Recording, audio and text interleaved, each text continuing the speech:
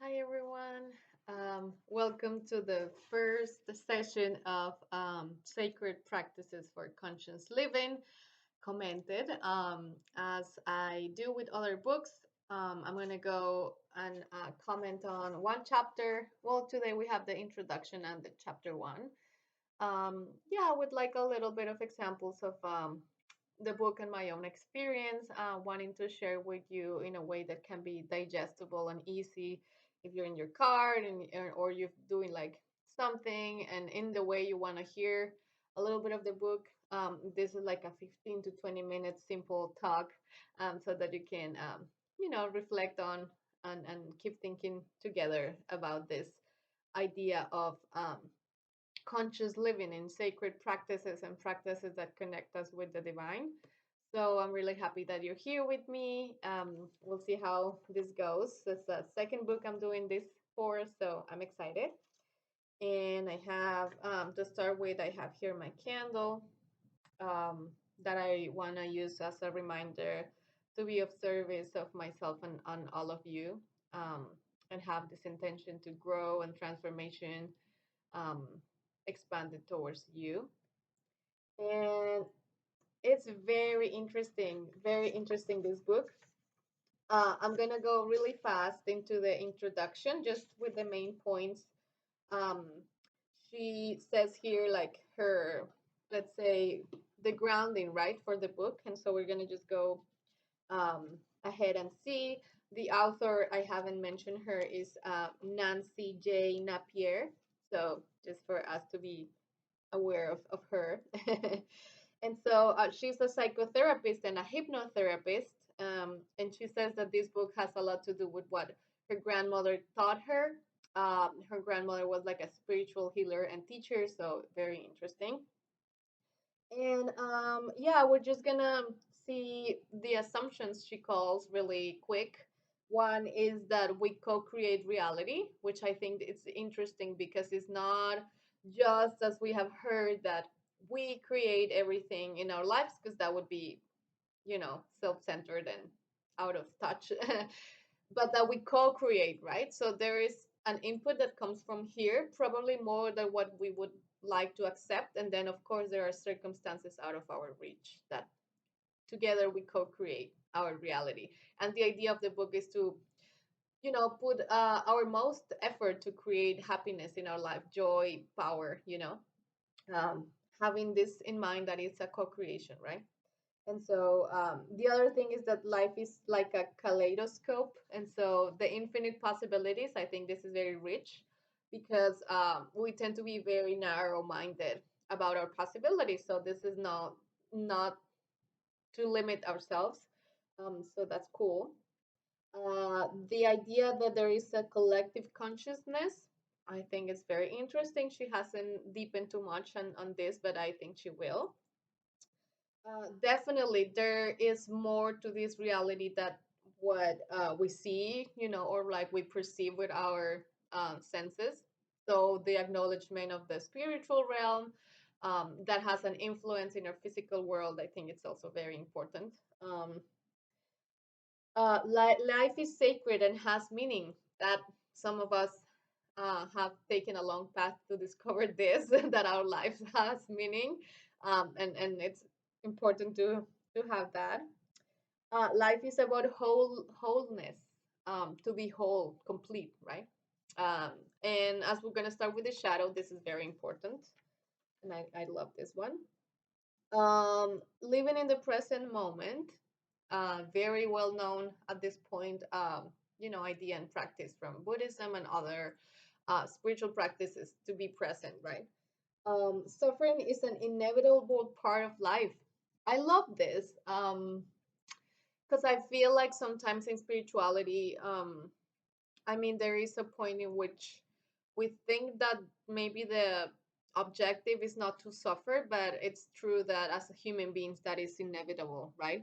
And I feel like this could be a little bit in contradiction with some Buddhist thought, or this idea that suffering is necessary until it's not. And we might just like deal with that later in that what is perhaps an addition to suffer and just the very basic suffering of life, and like what we add on top of the suffering that is inevitable, right? um so hold that thought there. And that's it. Also to know that the book has like guided meditations. I feel like she has recorded those, which could be just easier for you to go and look for those. Because I find, and she says even like maybe you want to record it because if you're meditating, it's hard for you to keep reading, and so that is like, you know. So it has meditations and it has exercises. So I'm gonna name some of the exercises that are very interesting. Okay, so the first chapter is very juicy because it starts with the shadow. I love that she starts there because, there is this sense that in order to go into the light or like the higher places, we need to go deep down into what we call the shadow, or in the path where we call it the lower self. And I think it's really good because it's this idea that the more depth you add into your own self knowledge, the more the light can penetrate, you know, because you have more space of your own self consciousness. And so I feel like this is great. But also, the shadow is a very difficult concept, and like to think about it is really brings a lot of defense in us because we want to be perfect. You know, it's part of our human impulses to be perfect, right? Or to be the worst person in the world. That is also people like that, and then they want to be the worst, or the best. I think I have both. So it's a yeah, very juicy topic. And so to start with, very simple, what is the shadow? We have heard shadow work and the importance of the shadow, and it's very simple. It's just, and she names it as the parts that we disown. I love that. So we own them, but we disown them in our conscious mind, right? So those parts go deep into the unconscious and act out in ways that we cannot control because we have them hidden there.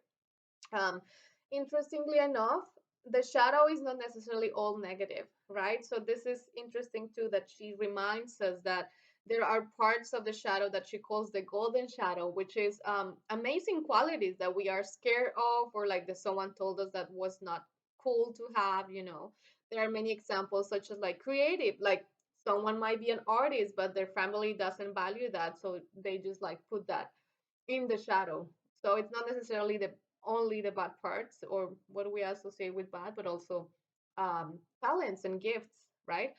And not surprisingly, the shadow is all related to um, our childhood, right? Even past lives too, but like more easy to grasp is all those things that when we were growing up were not accepted, right?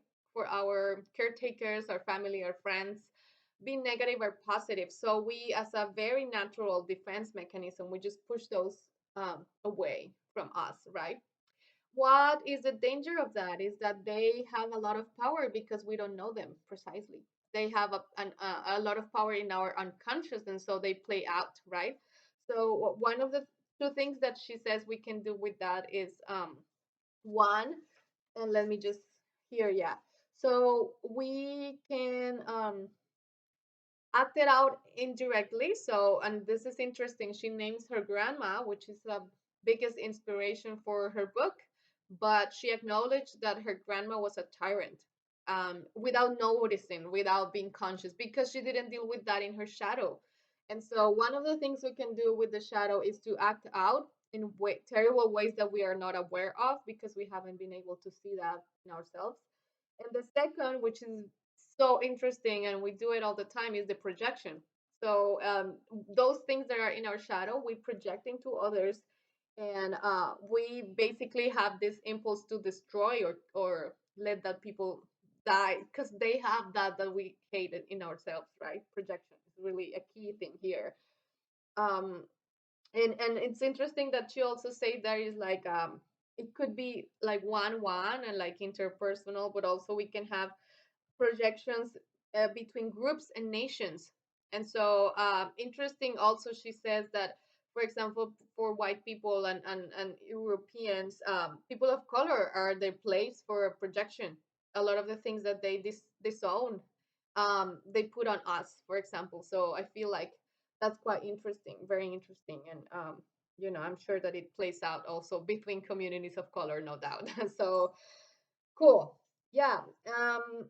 Okay, so one of the things that I feel it's a good advice here is like, how is it that you know that shadow is working out, at least in terms of projection, right? And she says strong reactions. Strong reactions is one of the, when you have like a conflict or something, not necessarily happening with another person, but in your mind, but it feels really strong. There is some shadow element in there. And so, to make it more real, I mean, to give you an example, um, I have a lot of reactivity because of my trauma response. And so I have a lot of triggers, and a lot of people triggers me, which at the beginning of my healing path, I would not allow myself to be that.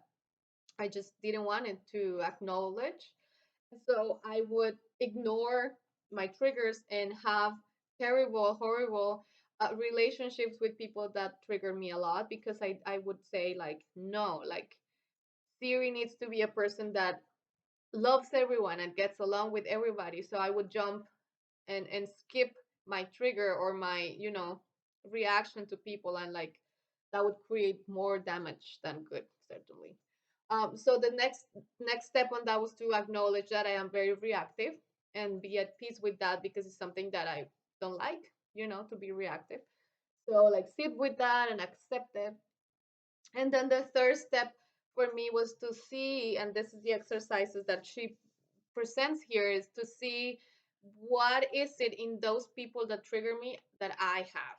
So that's the part that is so hard, because not surprisingly, every characteristic of the people that trigger me, I have in myself in some way or another. And so that is, we have heard that, but it's just a practice that we have to get into, to like feel it very real.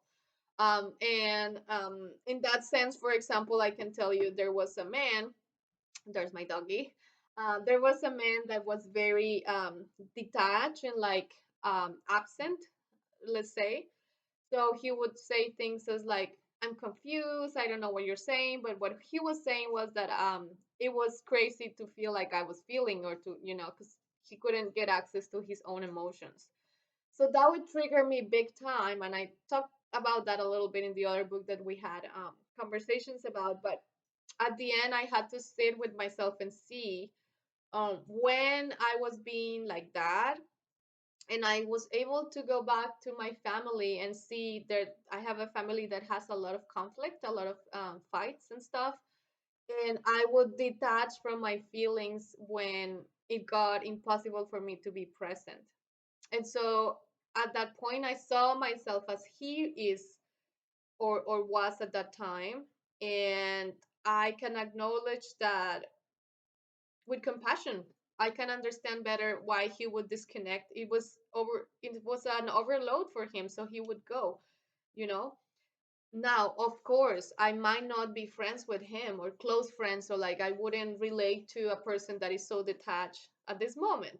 But I don't hate him. I don't have any. Actually, the reactions started to, like, go less intense, because I was able to see in myself that I think I, again, like the image I have of myself is a person that is compassionate and loving, but also I can be cruel and detached when I feel overwhelmed with, I just can't deal with, because I feel intensely.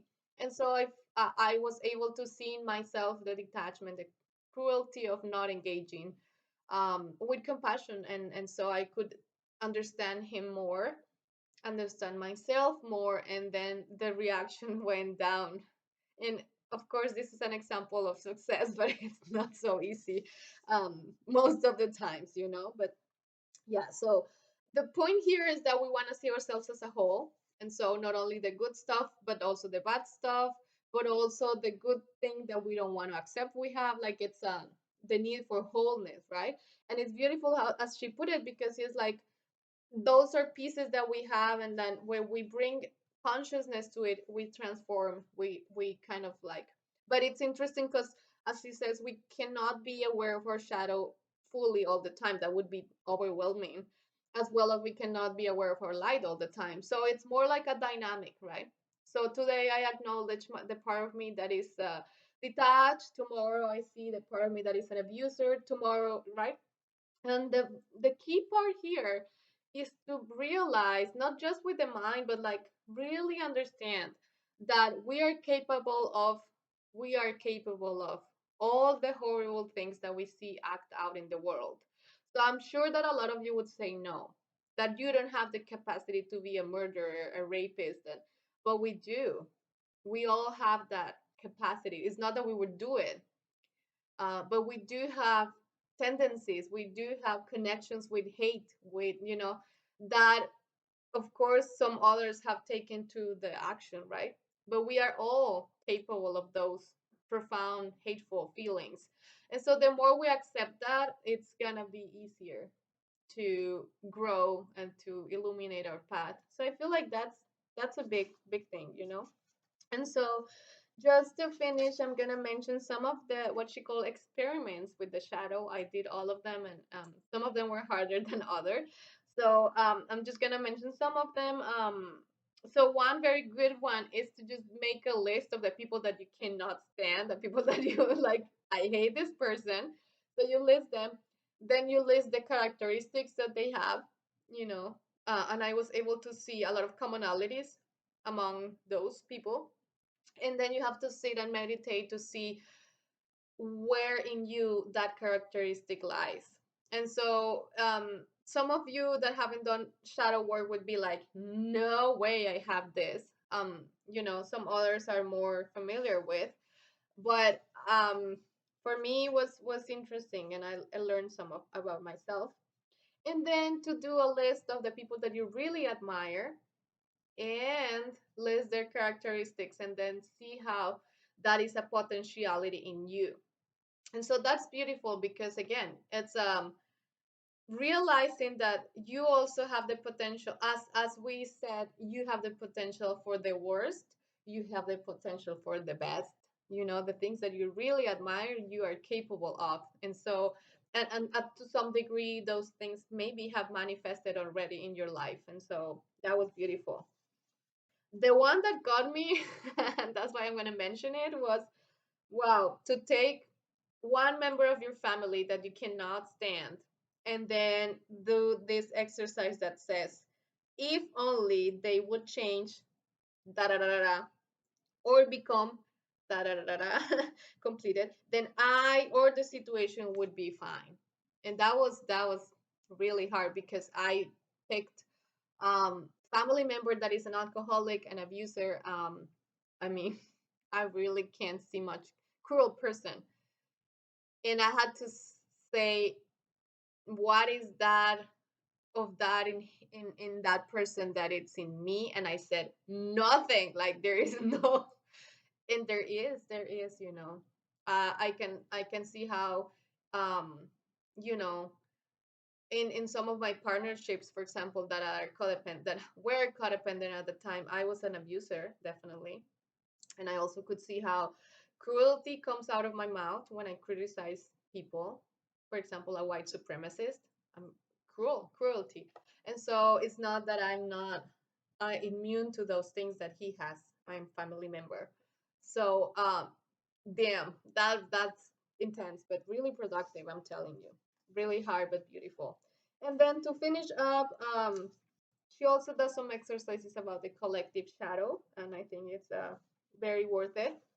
And the last part, for this last minute that we have together, it's about the shadow side of spirituality. That's how she ends the chapter.